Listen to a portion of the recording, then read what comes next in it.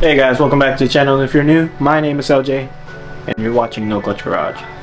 Today I'm really excited about what this video is going to be about, which I'm pretty sure you've already guessed by the title of the video. Today's the day I get my car back. But first, let's look at something. Alright guys, if you guys remember, I've dealt with Gates Innovations before, and last time we talked about Gates Innovations was about a little key fob that they had made for me, which is available on their website, link in the description down below. But this time I reached out and yeah, I got it made again. So upgraded key for the F30, F22, basically F chassis. Pick yours up, man, it's so dope. Anyway, we have the key here today to my car, and my car is out there, so let's go look at it.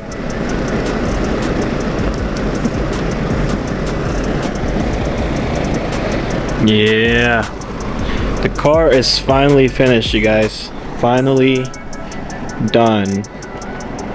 We're done with the build, and the motor has been built, and we're ready to hit the streets again. Actually, get ready for Texas 2K. So yeah, there's still a lot to do. Obviously, I've been looking forward to this for a while, but the build honestly didn't take that long. It only really took about 2 months, and I'm gonna show you guys the engine bay. Now I will say there is more coming to the engine bay. So what I decided to do is that I just wanted to get the motor done so that I could do everything else and be able to make videos for you guys. So instead of having the shop install everything that I have to install to the car, I asked them to just put the car back to basically a stock setting, and then I'll take care of the rest. But we did add a little bit of color in here.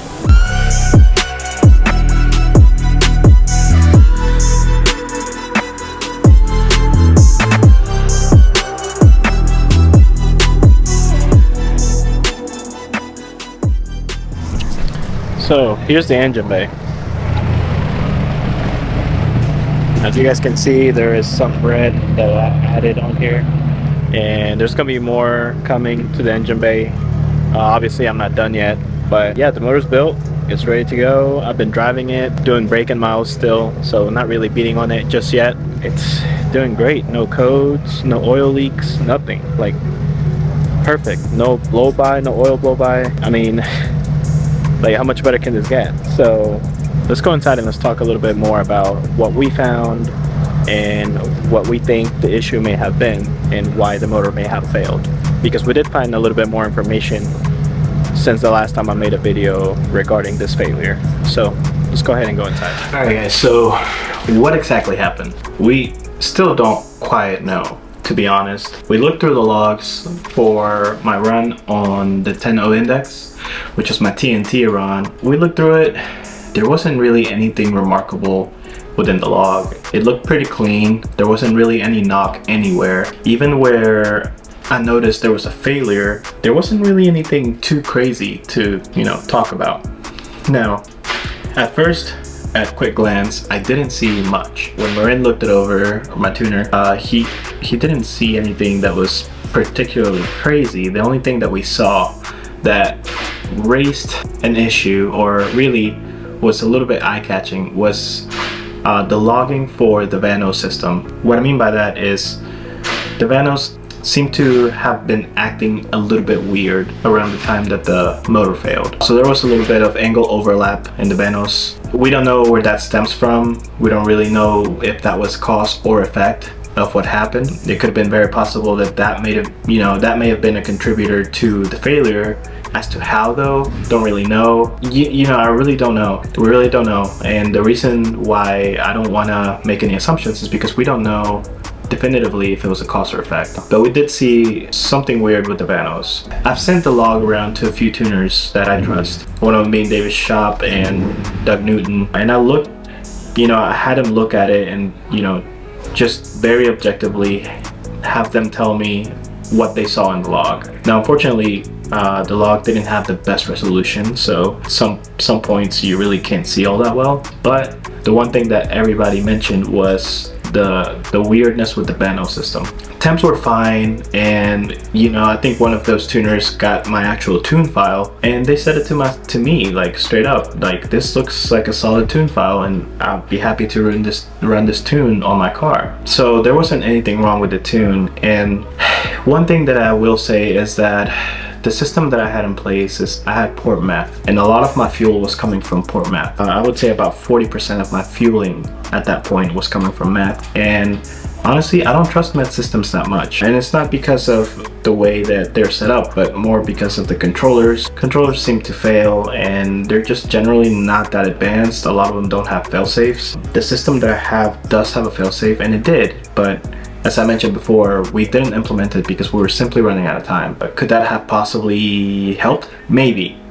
But again, we don't know if the meth was actually the cause of the issue. We do know that the logs showed the cylinders very happy. They were rich, not too rich, maybe a little bit rich than normal, but we were doing that on purpose in order to keep the cylinders cool, keep the pistons cool, and just make sure that we didn't have to make sure that what happened didn't happen. What we did see though is when we pulled the plugs, all the plugs looked lean. Unfortunately, I don't really have an explanation for that. I am not a tuner, I'm not a mechanical engineer. I've talked to numerous people though, they're very knowledgeable, and they all seem to be stumped as well, because I did show them the pictures of the plugs, and then show them the piston, the actual damage. And speaking of that, let me show you guys the actual internals that came out of my car.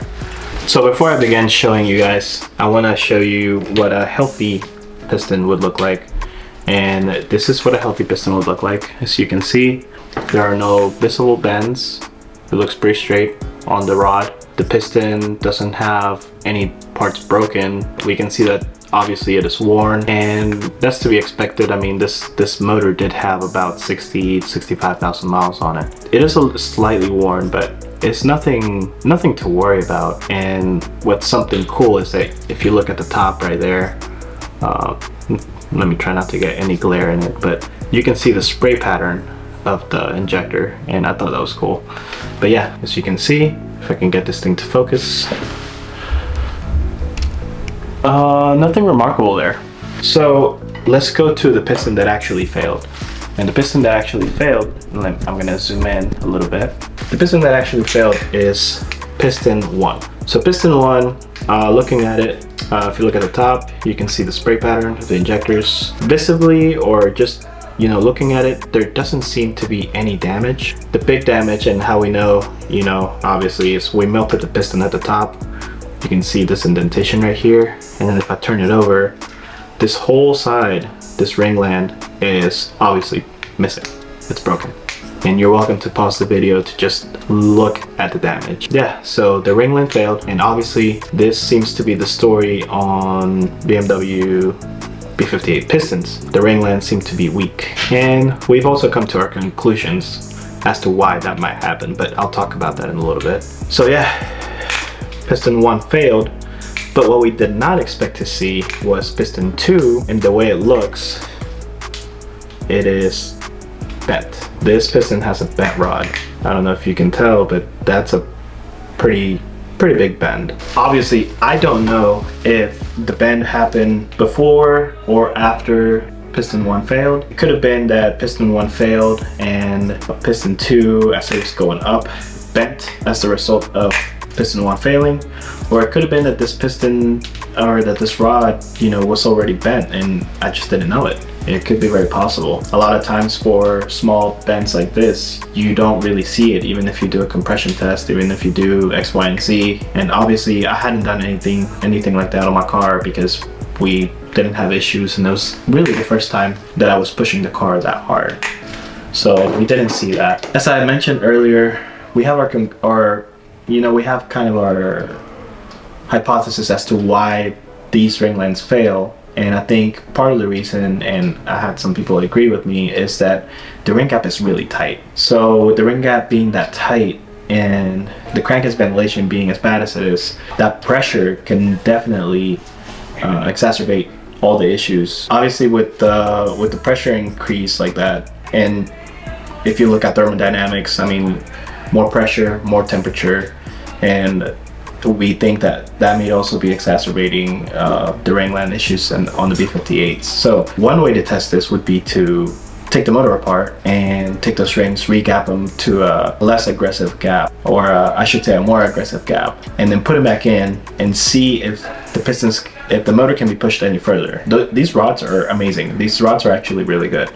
When I was on the live with Marin, he actually claimed that the B58 rods could potentially be as strong or stronger than the 2JZ rods. As to whether that's accurate or not, I don't know, but the rods are definitely strong. But these pistons, I think the failure happens because of the ring gap, and I don't want to be the one testing that theory, but I'm sure if someone out there wants to really test that, I'm sure they could. The motor at the time of failure was pushing somewhere around 750 to 770 wheel horsepower, which at the crank is probably closer to 850, maybe inching towards 870 if you apply drivetrain laws and all of that. So yeah, definitely something that had us baffled for a while. Not something that, you know, I was expecting. And you know, obviously in racing you gotta expect the unexpected, but for the kind of tune that we were running, the fueling, everything, all the parameters, everything was perfect, everything was running great.